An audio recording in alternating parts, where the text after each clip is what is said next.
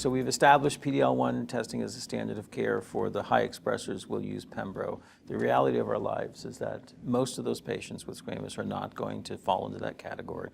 We have very little or paucity of any sort of oncogenic driver situation.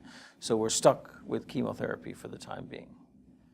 Dr. Evans, when you see a PD-L1 negative stage 4 squamous patient in your practice, what's your treatment paradigm?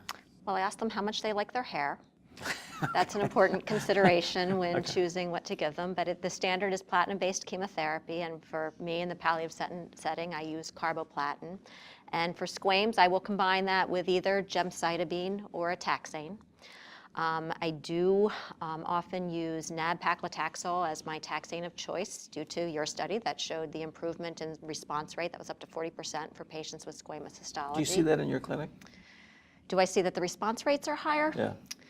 I'm not sure. That's hard for me to tell. I don't think I really see a huge difference, but I do think the toxicity is more manageable. Actually, when that study came out, I was not a big convert. I thought this really isn't new. This isn't changing what I was doing before, and the drug costs a heck of a lot, so I wasn't a convert. But I had some experiences using nab-paclitaxel in later lines of therapy in people who couldn't tolerate another taxane for various reasons, either asthenia or even had a couple pneumonitis cases with docetaxel, but they responded and the patient begged me to give another taxane, and I ended up using nab-paclitaxel. And it was through those experiences that it really does seem more tolerable, at least than docetaxel, and probably more than Q3-week paclitaxel. But I also use a lot of weekly paclitaxel in older patients as well, and there it might be similar. I'm not sure that the toxicities are that much more beneficial for nab-paclitaxel than for weekly paclitaxel. So Jared,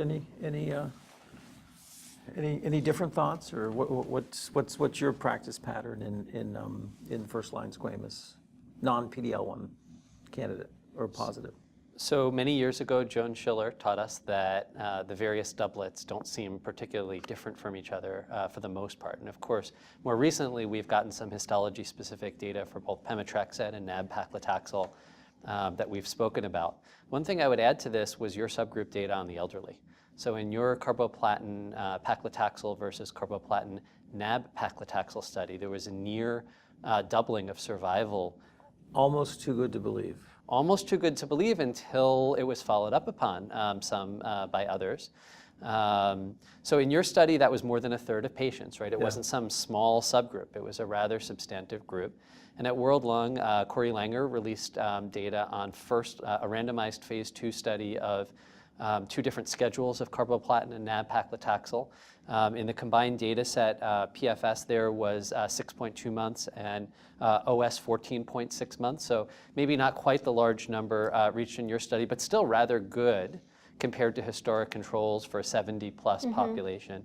And I released data on nab-paclitaxel in the second line for a 70-plus population that was 5.1 months of PFS and 9.6 months of OS in second line 70 plus PS 0 to 2. We actually had real PS2s on there. So, you know, there may well be something to that story.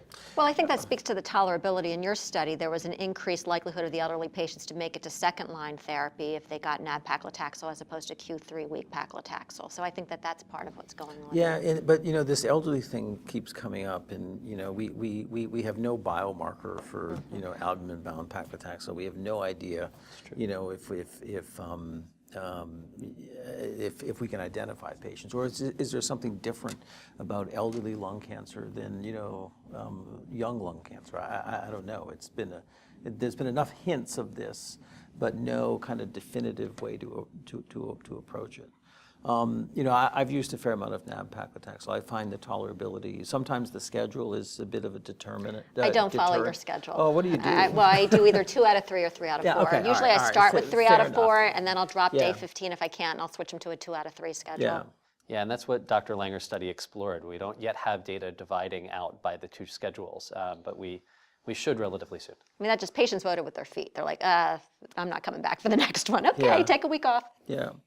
But nab-paclitaxel, I think, does have a role. I tend to use it in patients that either have heavier disease burden or are very symptomatic, thinking that if this response rate is true, and again, it was blinded radiologic review, independent from the study, and so it was objectively assessed. But those are the patients that really need a response, and so I'll use nab-paclitaxel in that setting. And although Dr. Schiller did suggest that all platinum-based doublets are created equal, there are some subsets based on histology that, in my mind, kind of convinced me that I favor taxane-based therapy unless the patient has a strong feeling about the side effect profile in that setting. Yeah, the other nice thing about weekly therapy is you can shuck and jive a little bit more based on how the patient is going. So prior to your data, I used a lot of weekly paclitaxel in older patients or more frail patients where if they're starting to get in trouble, you don't have 3 or 4 weeks worth of drugs stuck in them.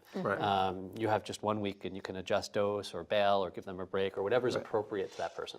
Okay, I'm going to go right across the panel. First line squamous, good performance status, how many cycles you give? 6, if they can tolerate it. 4. 4. Did you say elderly or not? No, I said, no, I Anyone. didn't bring an elderly, Okay. just generally. Yeah, we go at 4 and reassess at that point. We Well, just 2 changed our cycles. pathway. I used to be a 4 versus 6, but we put 4 in our pathway, and I'm sticking to it. Okay. Do we know who generated that data?